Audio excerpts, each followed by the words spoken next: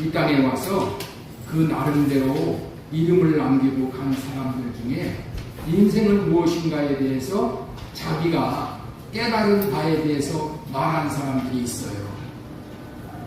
그들이 깨달은 것을 잠시 소개하도록 하겠습니다. 석가모니는 인생은 고해다 그렇게 말을 했어요. 인생을 고난의 바다를 항해하는 것과 같다는 그런 표현이죠. 고난의 바다를 항해하는 것 얼마나 어렵습니까?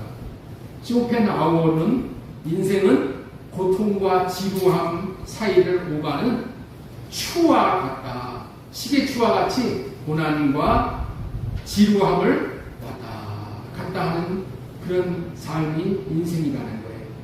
토머스 홉스는 인간의 삶은 외롭고 가난하고 비참하고 잔인하며 짧다고 했습니다. 욥기 5장 7절에서는 사람은 고생을 위하여 태어났다고 했어요. 사람은 고생을 위하여 났으니 불꽃이 위로 날아가는 것 같다 이렇게 말씀을 하셨어요. 불꽃은 반드시 위로 올라갑니다. 불꽃이 아래로 내려가는 법은 없어요. 불꽃이 위로 올라가는 것이 진리인 것처럼 고난당하는 것은 당연한 일이라는 거예요. 이런 말들을 통해 인간으로 태어난 이상 고난은 자연 법칙처럼 피할 수 없는 본질임을 우리는 깨닫게 되는 거예요. 그렇다면 예수님께서는 인생을 무엇이라고 표현을 하셨을까요? 우리 마태복음 11장 28절 우리 같이 읽도록 하겠습니다. 수고하고 무거운 짐 진 자들아. 수고하고 무거운 짐을 진 자들이 인생이다. 저와 여러분이 다 수고하고 무거운 짐을 지고 가는 자라는 거예요. 성도 여러분, 이런 인생길을 걷느라고 지난 한 주간 정말 수고 많으셨습니다. 오늘 예배당에 들어오셨을 때 여러분의 마음과 어깨는 좀 어떠하셨습니까? 혹시 몸은 이곳에 앉아있지만 여전히 마음 한구석에는 해결되지 않는 무거운 짐을 가득 짊어진 채 지친 표정으로 오시지 않으셨습니까?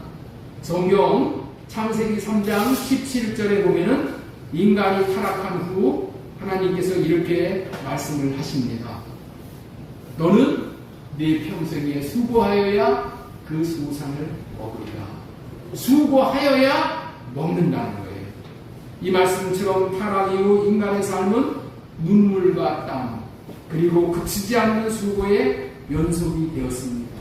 마태복음 11장 28절에서 예수님이 말씀하신 수고하고 무거운 짐진 자들은 멀리 있는 누군가가 아니라 바로 오늘을 살아가고 있는 저와 여러분들의 모습입니다. 우리가 지고 가는 삶의 실상을 가만히 들여다 보십시오. 첫 번째로 우리는 매일 아침 생계와 생존의 짐을 지고 일터로 나가잖아요. 피곤한 눈을 비비며 출근길에 오를 때 우리의 어깨는 짓누르고 있는 것은 단순히 직장 일뿐만 아니라는 거예요. 매달 돌아오는 대출이자, 여기 대출금 이자 안 갚으시는 분들도 있으시죠? 그런데 대출금 이자 갚는 분들은 정말 무거운 짐이에요. 지금 금리도 막 올라가죠. 네. 집이 올라가면 좋은데 집값은 덩달아서 올라가지 않고 다른 집은 다 올라가는데 내 집은 떨어지고, 자녀 교육비, 치솟는 물가, 얼마나 지금 물가가 막 올라갑니까? 그리고 언제까지 내가 직장을 다닐 수 있을까? 언제까지 이 일을 할 수 있을까? 하는 노후에 대한 두려움이 있잖아요. 밤늦게 지친 몸으로 집에 들어와 내가 무엇을 위해 이렇게 사나 싶지만은 자는 아이들의 얼굴을 보며 다시 마음을 가다듬고 다음 날도 아침 일터로 나가는 것이 우리의 삶의 고단한 실상입니다. 두 번째로 우리가 살펴볼 무거운 짐은 말 못할 질병과 육체의 짐을 지고 하루하루 버티는 성도님들도 계십니다.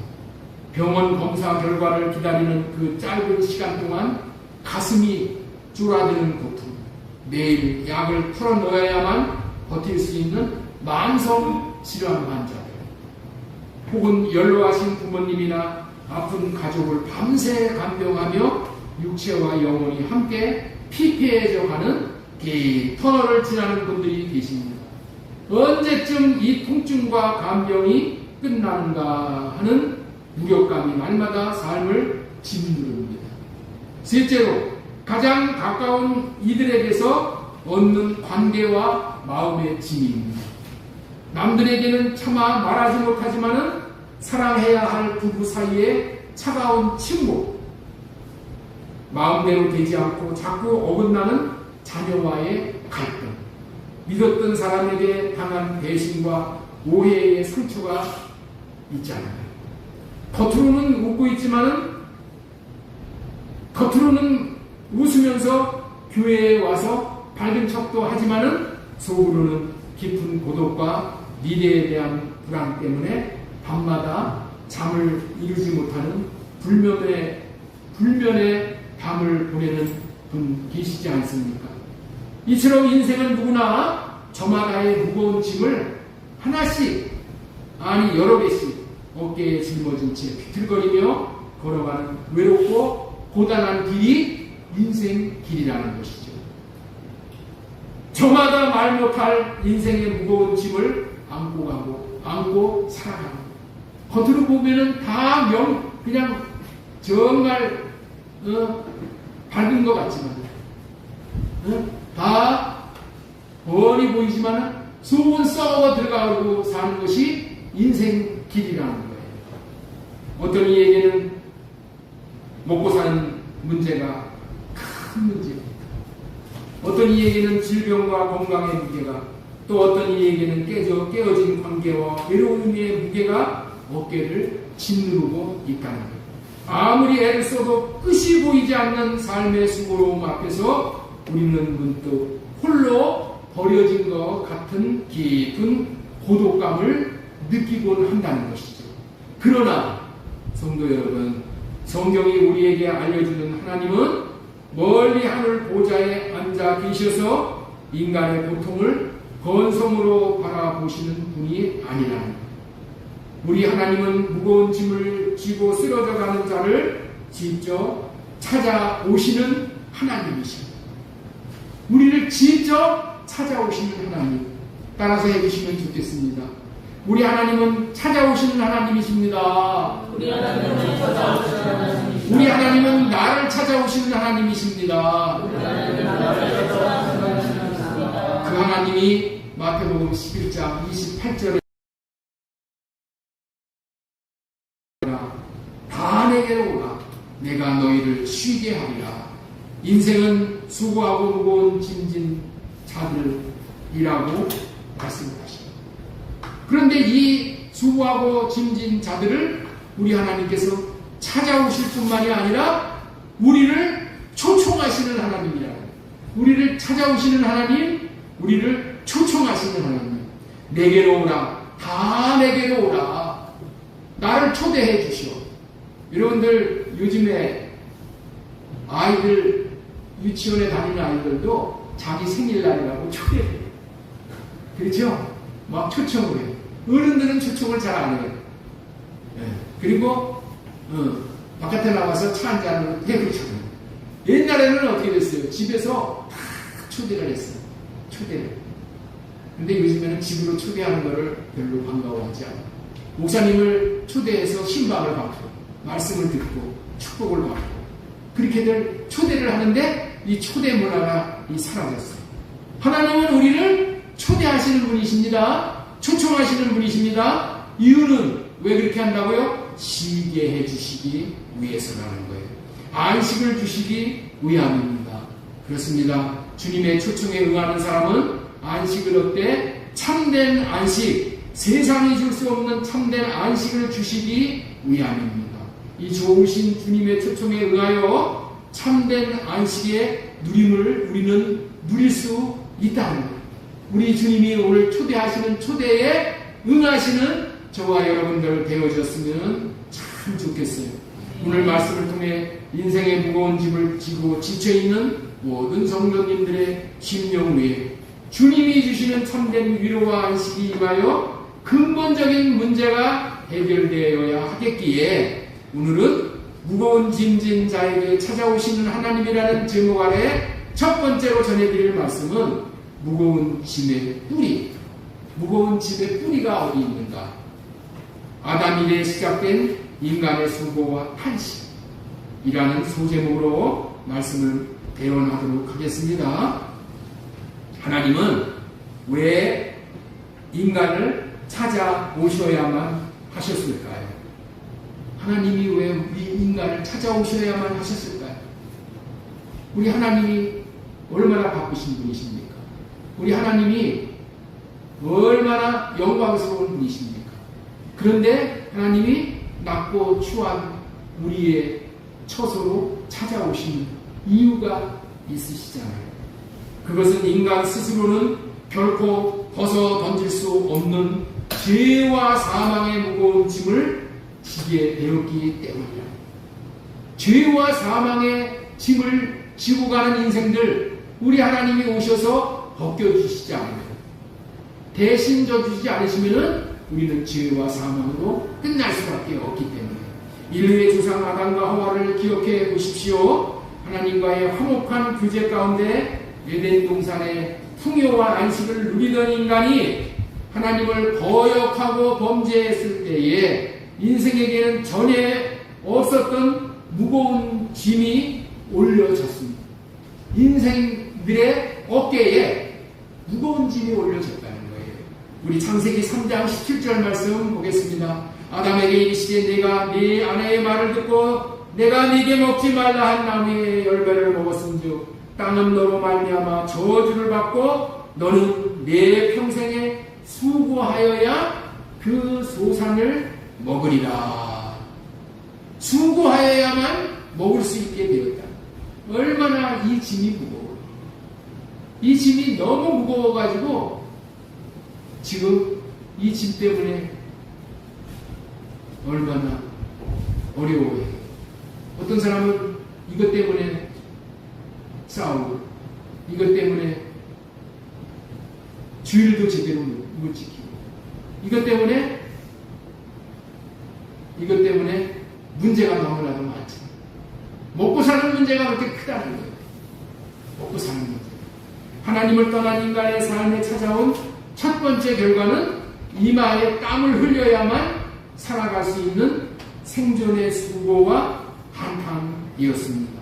죄는 하나님과의 관계를 깨뜨렸고 땅마저 가시덤불과 엉겅퀴를 내게 만들었습니다. 그때부터 인간은 죄의 짐, 죽음의 공포라는 짐, 그리고 삶의 고단함이라는 짐을 지고 살아가는 방랑자가 되어버렸습니다. 예화를 하나 들어드리겠습니다. 스위스 산악 가이드의 도울 배낭 이야기인데, 스위스의 저명한 산악 가이드 한 분이 이 산을 등산을 할 때는 가이드가 있잖아요. 반드시 가이드를 따라가야지 안전하잖아요.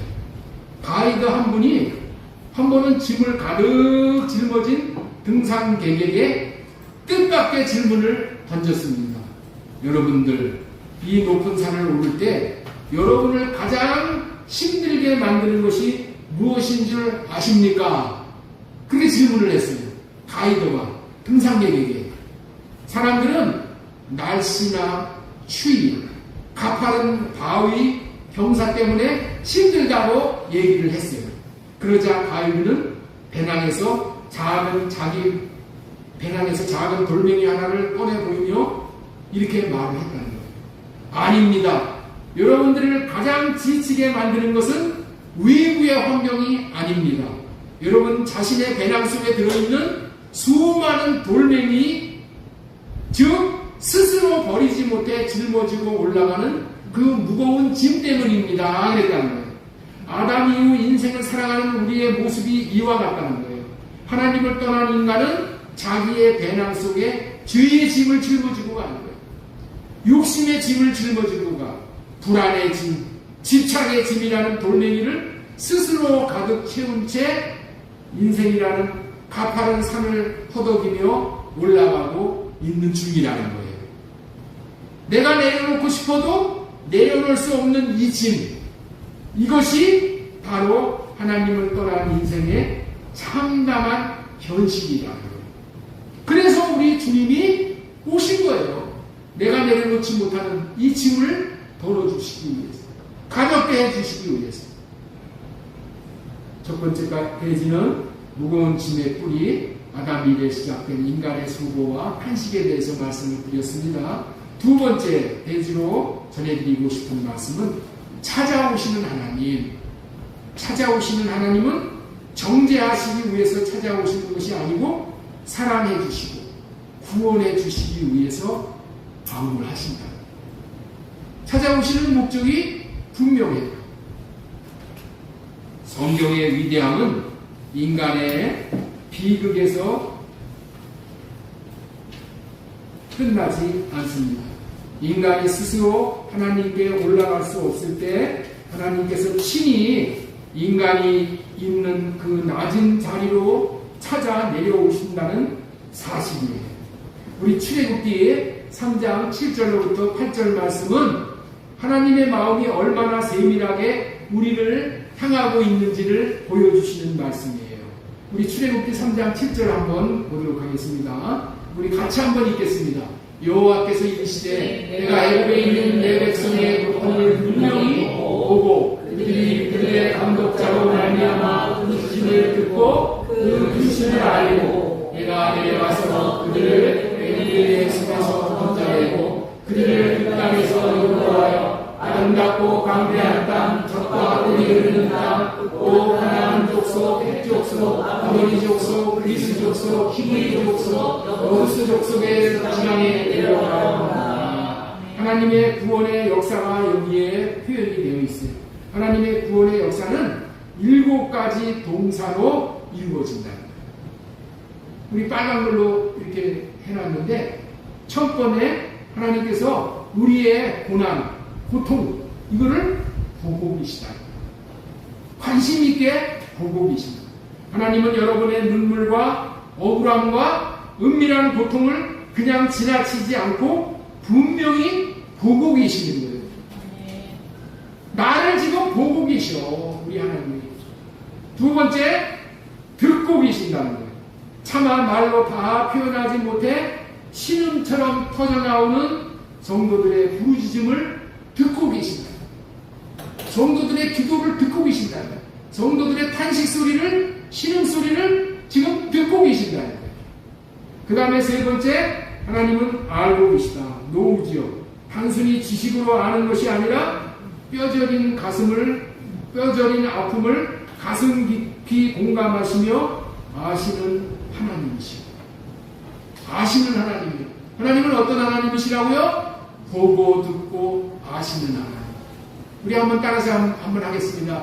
우리 하나님은 내 사정을 보고 듣고 아시는 하나님이십니다. 우리 하나님은 내 사정을 보고 듣고 아시는 하나님입니다. 우리 하나님은 내 사정을 보고 듣고 아시는 하나님인데 이 아는 걸로 끝나지는 않으셔. 우리 하나님은 어떤 하나님이냐? 내려오시는 하나님. 내려오시는 하나님. 내려가서 보고 듣고 아시는 하나님은 마침내 구원하기 위해 저 높은 곳에서 인간의 낮은 삶의 현장으로 내려오시는 하나님. 찾아오시는 하나님. 왜 찾아오셔요? 다섯 번째, 건져내시기 위해서. 레시큐, 건져내시기 위해서 고난에서 기가 막힐 운동위에서 우리를 건져내시기 위해서 오신다는 거예요. 그리고 우리를 건져내셔서는 어떻게 해요? 인도하여. 목자가 양을 인도하여 가듯이 다시 웅덩이에 빠지지 않도록 앞장서서 인도해 가시는 하나님이 우리 하나님이시네요. 그리고 인도해서 어디로 인도하시냐? 7번째, 데려가려 하노라. 데려가려. 목적지가 분명히 있습니다. 그 목적지는 가나안 땅이고 천국이고 생명과와 생명수가 있는 곳으로 우리를 데려가신다. 에스코트해서 우리를 데려가시고, 하나님이 찾아오실 때 손에 무엇을 들고 오십니까? 채찍이나 심판의 법조문을 들고 오시지 않는다. 법조문은 들고 법대로 하자 이렇게 오시지 않는다. 많은 사람들이 하나님을 생각할 때 내가 죄를 지어서 벌을 내리시지는 않을까 하고 두려워한다. 하나님이 내게 가까이 오시는 것을 나는 두려워해. 하나님이 오시면 내 죄가 다 드러날 텐데, 드러나면 어떡해. 숨기고 싶은데. 그런데 하나님은 책망과 심판을 위해서가 아니라 건져내고 인도하여 구원하여 천국으로 데려가시기 위해서 오신다는 거예요. 흙더미에 파묻힌 아이와 아버지의 예와 한 가지만 전해드리고 넘어갑니다. 몇 년 전 한 지역에 큰 지진이 발생해 수많은 건물이 무너져 내린 적이 있었어요. 끔찍한 사고 현장에서 한 아버지가 무너진 학교 건물 더미 앞에 도착했습니다. 주변 사람들은 이미 늦었다며 말렸지만은 아버지는 손가락이 찢어지고 피가 나는 것도 잊은 채 무려 38시간 동안 흙더미를 파헤칩니다. 마침내 자네 밑에 조그마한 공간이 열리며 아들의 목소리가 들려왔습니다. 아빠, 나 여기 있어요. 아버지가 구멍 속으로 손을 내밀며 외쳤습니다. 얘야, 내가 너를 구하러 왔다. 그때 가두어진 자네 속에서 아들이 친구들에게 이렇게 말을 했다는 거예요. 친구들하고 같이 붙여져 있었던 거죠. 친구들에게 이렇게 말했어. 봐라, 내가 말했잖아. 우리 아빠는 나를 절대로 잊지 않고 꼭 찾아오실 것이다 라고 했잖아요. 이 아이는 아버지에 대한 믿음이 있었습니다. 반드시 데리러 온다는 믿음입니다. 이 믿음이 고난과 무거운 짐을 극복하고 38시간 동안 견딜 수가 있었다. 아버지가 38시간 동안 먼지와 피투성이가 되어 자네를 폐하친 이유가 무엇입니까? 자네 속에 갇힌 아들을 너가 여기 와서 이런 데 와서 놀다가 이런 일을 당했어 하고 혼내거나 책망하기 위함이 아니었어요. 오직 아들의 부르짖음을 들었기에, 그 절망을 알았기에, 아들을 사랑했기 때문에 건져내어 집으로 데려가기 위해서였습니다. 죄와 고통이라는 절망의 흙더미에 파묻혀 신음하는 우리를 향해 찾아오신 예수 그리스도의 발걸음이 바로 이런 것입니다. 우리 하나님은 지친 우리를 정죄하러 오시는 분이 아니라 지친 손에 피를 흘리시며 우리를 친히 손에 피를 흘리시며 우리를 건져내시기 위해 내려오신 사랑의 하나님이십니다. 우리 요한복음 3장 16절 보시기 바랍니다. 하나님이 세상을 이처럼 사랑하사 독생자를 주셨으니 이는 그를 믿는 자마다 멸망치 않고 영생을 얻게 하려 하심이라. 하나님이 그 아들을 세상에 보내신 것은 세상을 심판하려 하심이 아니오. 세상을 심판하러 오신 분이 아니라. 얼마나 세상이 심판받을 짓을 많이 했어요. 차마 눈으로 뜨고 볼 수 없을 정도로 악이 관용을 하잖아요. 그럼에도 불구하고 우리 하나님은 심판하려 하심이 아니로 그로 말미암아 세상이 구원을 받게 하려 하십니다. 그 말씀을 하십니다. 제가 어렸을 때에 많이 들은 얘기들이 있었어요. 많이 들은 말이 뭐냐면 고소하다는 말이에요. 고소하다. 깨소금 맛이다 라고도 했습니다. 이런 일이 있었어요. 우리 동네에 이웃집 처녀가 사귀는 총각이 있었어요. 그런데 그 총각을 데리고 이제 결혼을 시켜달라고 처녀가 총각을 데리고 왔어. 그랬더니 그 엄마가 극구 결혼을 반대하는 거예요. 절대 결혼 못한다.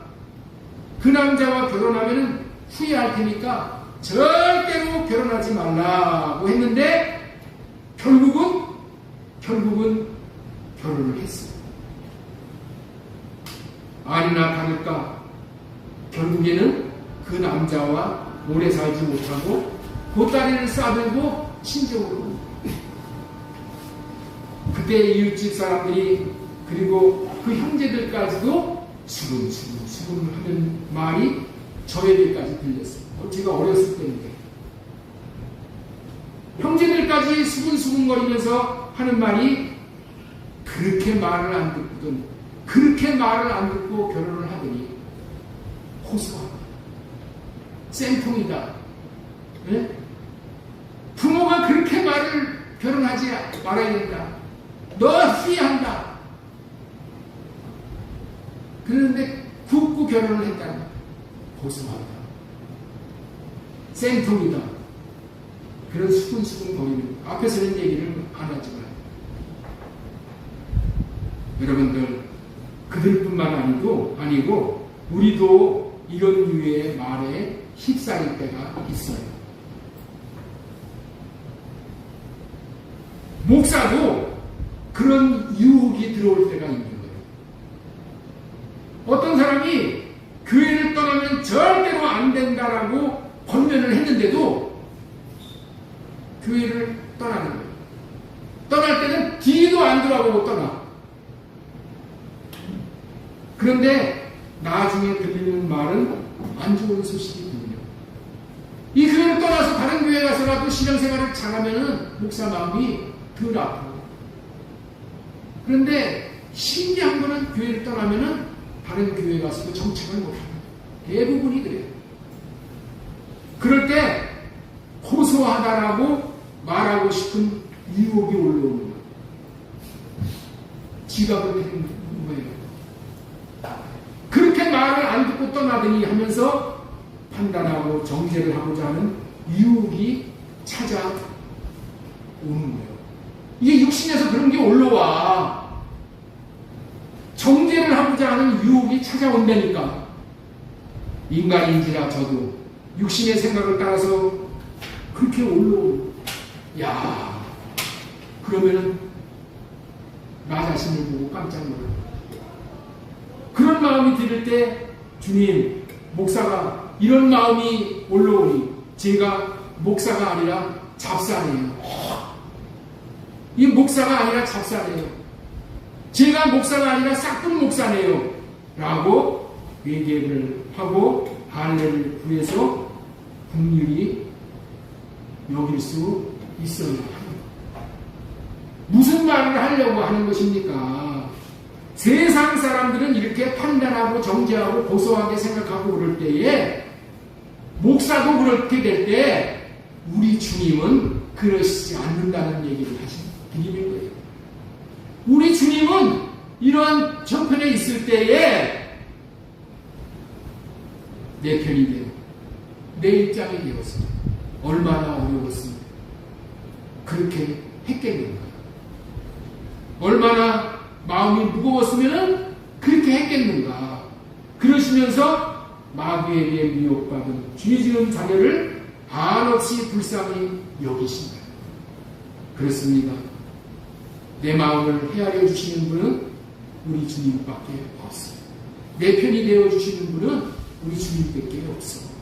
아내도 모르고 남편도 모르고 자식도 못 알아주는 내 마음. 우리 주님은 알아주신다는 것을 우리가 기억했으면 좋겠습니다. 수고하고 무거운 짐진 자들에게 우리 예수 그리스도가 오신 것은 정죄하고 심판하러 오심이 아니고 보고 듣고 알고 내려가서 건져내고 인도하여 데려가려 하는다. 이 말씀을 이루시기 위함이신 줄로 믿으시기 바랍니다. 지금까지 무거운 짐의 뿌리, 두 번째 찾아오시는 하나님, 세 번째 예수 그리스도의 초청, 참된 시인과 천국으로 인도에 대한 말씀을 드리도록 하겠습니다. 마태복음 11장을 다시 돌아가면은 예수님은 당신을 향해 무거운 발걸음을 옮기는 무리들을 바라보시면서 세상에서 가장 아름다운 초청을 하십니다. 우리 마태복음 11장 28절 우리 읽어보겠습니다.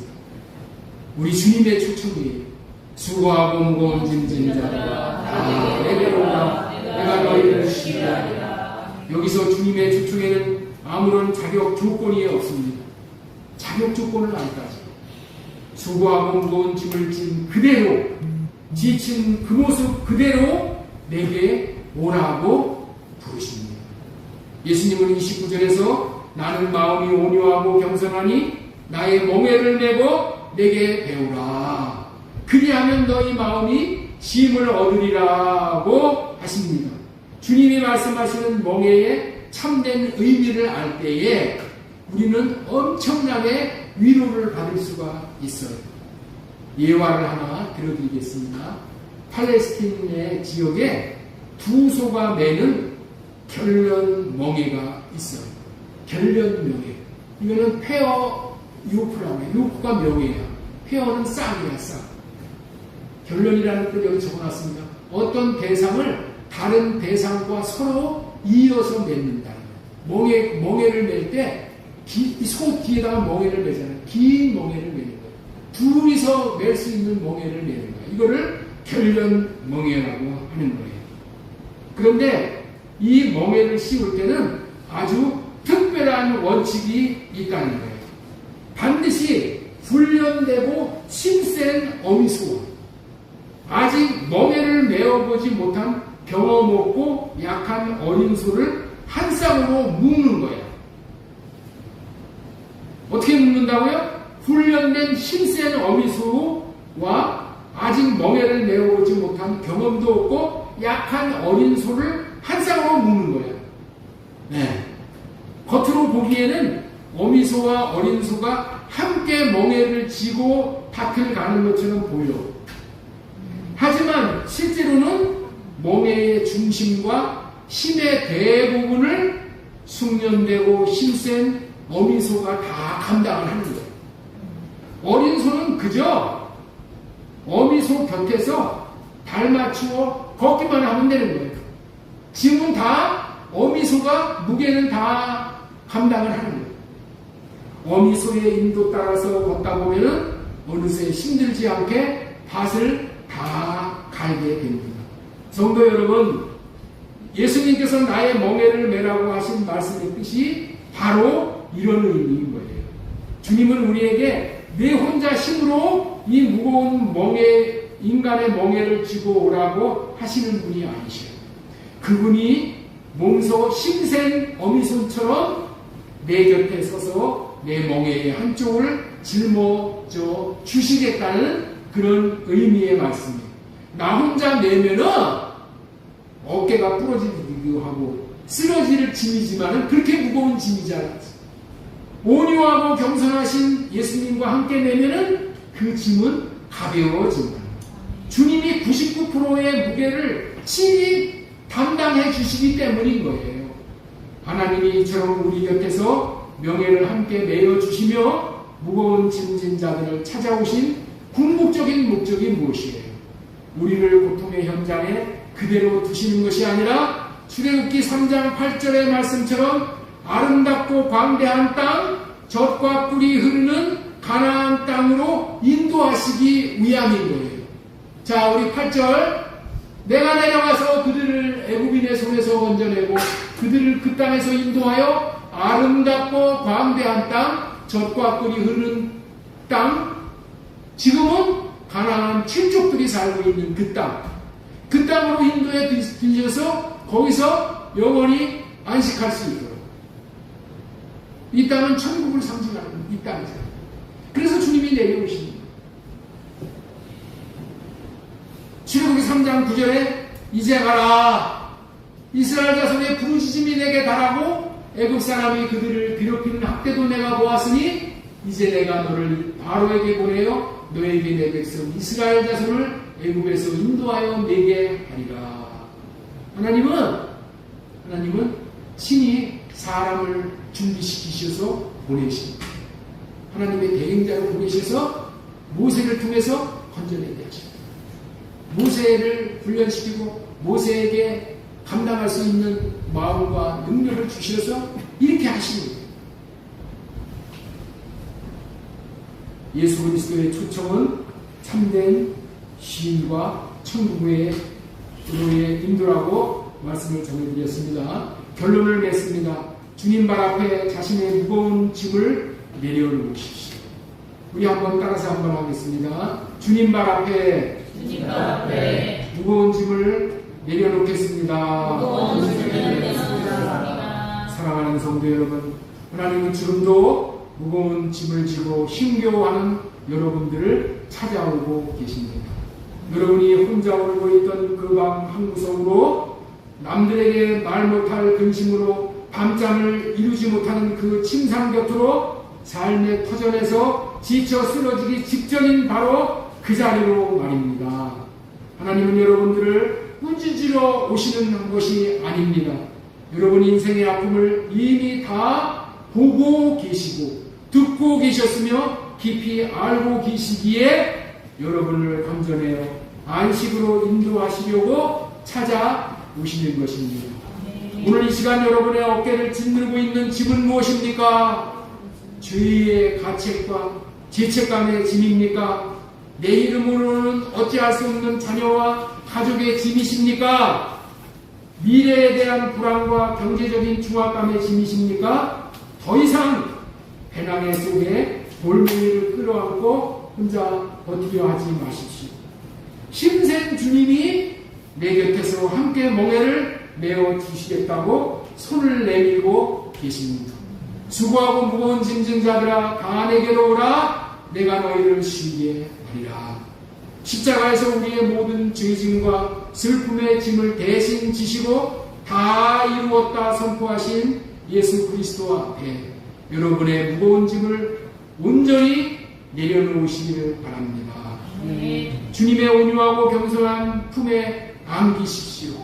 주님이 주시는 참된 안식을 누리며 우리를 날마다 아름답고 광대한 영원한 하나님 나라로 인도하시는 주님의 손을 잡고 강하게 일어서는 모든 성도님들이 되시기를 주님의 이름으로 간절히 소원합니다. 아멘. 이렇게 할 수 있는 유일한 길이 있어요. 유일한 길은 나로 내 짐을 해결하고자 하는 육신의 생각은 회개하고 할례합니다. 주님이 주시는 마음을 받으면은 무거운 짐을 지고 가는 인생길에 답이 되는 거예요. 주님으로 말미암아 무거운 인생의 짐을 해결하고 가나안에 들어가 안식을 누리는 저와 여러분들이 되어야 합니다. 이러기 위해서 어떻게 된다고요? 내가 할 수 있다는 거예요.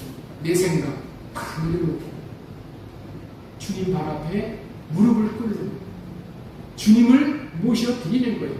우리 주님은 우리에게 안식을 주시기를 원합니다. 나의 무거운 짐은 주님께 맡김으로 나는 안식하고 주님이 일하시도록 하심으로 주님을 경험하시기 바랍니다. 우리는 일하는 존재가 아니야. 하나님이 일하시기 위해서 우리를 만든 게 아니야. 우리는 뭐 하라고? 안식하는 거예요. 그리고 일은 누가 하는 거예요? 주님이 하시는 거예요. 나는 안식하고 주님이 일하시도록 해야 돼. 그런데 주님 가만히 계십시오. 주님은 안식하십시오. 내가 일하겠습니다. 이러면 우리가 사는 거예요. 주님이 일하셔야 돼. 내 생각을 하려갖고 주님이 해주세요. 주님의 마음으로 해주세요. 하면은 주님이 일을 하신다는 거예요. 그러면 우리는 안식을 누리는 거예요. 오늘도 우리가 안식을 누리는 비밀은 나로 하려는, 내가 하려고 하는 생각, 내가 튀어나가려고 하는 생각, 이런 거 다 내려놓고 할례 받고 주님이 하십시오. 주님이 하신다는 것은 어떻게 한다고요? 주님이 마음을 주셔서 그 마음으로 살게 되면은 주님이 일하시는 것을 우리는 경험하게 될 줄로 믿습니다. 아멘. 주님이 나타나시어서 영광을 보여주심을 누리고 사는 저와 여러분들 다 될 수 있기 바랍니다. 아멘. 우리 마태복음 11장 28절 마지막으로 한 절 더 읽겠습니다. 수고하고 무거운 짐 지는 자들아 다 내게로 오라. 내가 너희를 쉬게 하리라. 주님 앞에 가는 대가가 값도 없이 우리가 받아 누리는 대가가 쉼입니다. 안식하는 거예요. 얼마나 우리 주님 자비하십니다. 이 주님을 한 주간 동안도 모시고 주님이 주시는 안식을 다 누리기를 예수님의 이름으로 축원합니다.